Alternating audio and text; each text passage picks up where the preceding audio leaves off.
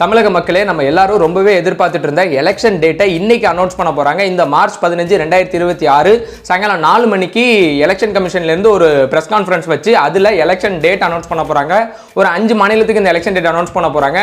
So நம்ம தமிழகத்தை பொறுத்தளவில் மே 10க்குள்ள முடிஞ்சிரும் அப்படின்னு சொல்லியிருக்காங்க. ஸோ என்னைக்கு அப்படிங்கிறது எக்ஸாக்டா இப்போ சாயங்காலம் 4 மணிக்கு நம்ம எல்லாருக்கும் தெரிஞ்சிடும். இன்னும் ஒரு 2 மணி நேரம் தான் இருக்கு.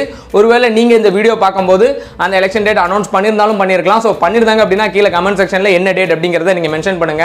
அண்ட் இந்த எலெக்ஷன் டேட் எப்போ அனௌன்ஸ் பண்றாங்களோ அந்த நிமிஷத்திலே election model code of conduct இருக்குல்ல, அது அமலுக்கு வரும். அதை எலெக்ஷன் தேர்தல் விதிமுறைகள் வந்துச்சு அப்படின்னா நிறைய கட்டுப்பாடுகள் நம்ம எல்லாருக்குமே இருக்கும். அது ஆல்ரெடி உங்க எல்லாருக்குமே தெரிஞ்சிருக்கும். பல இடங்கள்ல இப்பவே துணை ராணுவ படையினர் வந்து இறங்கி இருக்கதை உங்களால பார்த்திருக்க முடியும். ஸோ அதுபடி பார்த்தோம்னா எந்த ஒரு புதிய திட்டங்களையும் அரசாங்கம் அவங்க அனௌன்ஸ் பண்ண முடியாது. எந்த ஒரு புதிய திட்டத்துக்கும் அடிக்கல் நாட்டுறது இந்த மாதிரியான விஷயத்தை இதுக்கப்புறம் இந்த எலெக்ஷன் டேட் அனௌன்ஸ் பண்ண அப்புறம் பண்ண முடியாது. இது போக உங்க ஊர்ல நம்ம பார்க்கக்கூடிய நிறைய அரசியல் கட்சி தலைவர்களுடைய சிலைகள் இருக்கும் இல்லையா, சோ அந்த சிலையெல்லாம் பாத்தீங்கன்னா க்ளோஸ் பண்ணிடுவாங்க. நிறைய இந்த பெயர் பலகைகள்லாம் வரைஞ்சு வச்சிருப்பாங்கல்ல செவுத்துலலாம், சோ அது எல்லாத்தையுமே இனிமே அழிக்க ஆரம்பிச்சிருவாங்க.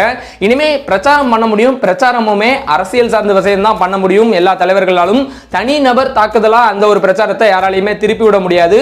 சோ அதுக்கான விதிமுறைகளும் அதுக்கான கட்டுப்பாடுகளும் விதிக்கப்படும்.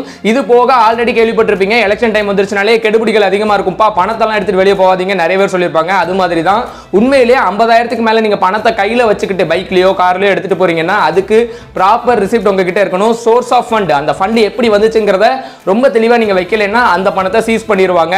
ஸோ இது போக ஒரு புது பொருள், அதாவது அன்பாக்ஸே பண்ணாத ஒரு பொருள், ஒரு 10,000க்கு மேல நீங்க ஒன்று எடுத்துட்டு போறீங்க அப்படின்னாலும் அதுக்கும் ப்ராப்பர் ரிசிப்ட் கேட்பாங்க. அப்படி இல்லைன்னா கண்டிப்பா அதையும் சீஸ் பண்றதுக்கான வாய்ப்பு இருக்கு. ஸோ இது போக கவர்மெண்ட் எம்ப்ளாயிஸ்லாம் இருக்காங்கல்ல, அவங்களுக்கு எந்த விதமான டிரான்ஸ்ஃபர்ஸும் கொடுக்க மாட்டாங்க. நிறைய கண்ட்ரோல் எலெக்ஷன் கமிஷன் கிட்ட போயிடும். அவங்க கவர்மெண்ட்டை ரொம்ப சின்சியரா இதுக்கப்புறம் பார்க்க ஆரம்பிப்பாங்க. ஏன்னா பணப்பட்டுவாடெல்லாம் கொடுத்துடக்கூடாது இல்லை. ஸோ அதுக்காக ரொம்ப தீவிரமா கண்காணிப்பு அப்படிங்கிறது இருக்கும். ஒட்டுமொத்த தமிழ்நாடு எதிர்பார்த்து இருக்கக்கூடிய ஒரு டேட் அப்படின்னு சொல்லலாம். இந்த எலெக்ஷன் மித்த எலெக்ஷன் மாதிரி இல்லை அப்படின்னு சொல்லலாம். ஏன்னா புதுசா ஒரு கட்சி உள்ள வந்திருக்கு. நிறைய பிரச்சாரங்கள், நிறைய சம்பவங்கள் அந்த எலெக்ஷன் பிரச்சாரத்தின் போது நிறைய நம்ம பார்த்துட்டோம். ஸோ நீங்க என்ன நினைக்கிறீங்க? இந்த டேட் அனௌன்ஸ் பண்ணும்போது கூட இப்போ கூட தமிழக வெற்றி கழகத்தினுடைய தலைவர் விஜய் அவர்கள் டெல்லியில தான் இருக்காங்க. அங்க சிபிஐ என்கொயரி அப்படிங்கிறது ஓடிக்கிட்டு இருக்கு கரூர் சம்பவத்திற்காக.